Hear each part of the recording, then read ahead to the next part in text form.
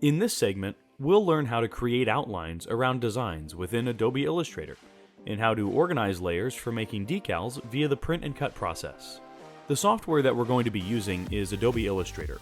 However, the process demonstrated here is similar to the process when using CorelDRAW. When creating a cut line for cutting, keep in mind that it can be of any shape. In this demonstration, we'll be showing how to create a cut line that contours around the image. To do this, let's select everything. Then, under the Object pull-down menu, select Path, and then Offset Path. The value we will want to use is maintaining about 1/4 of an inch distance from the graphic, although any value would do. It looks like a bit of a mess right now, but let's clean it up. So under Pathfinder palette, click on Unite. This welds all the outline paths that were just created.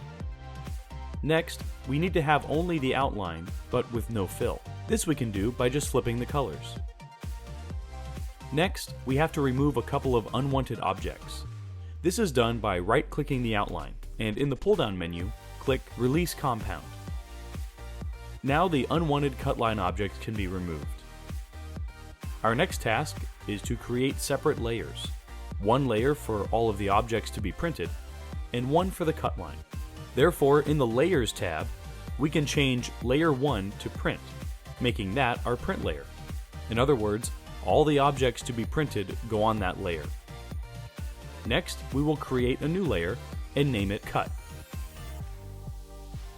With the cut line selected, drag the dot in the Layers palette from the print layer to the cut layer.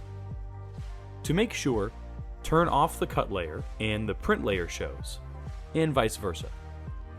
The design is now ready to have registration marks placed on the job design.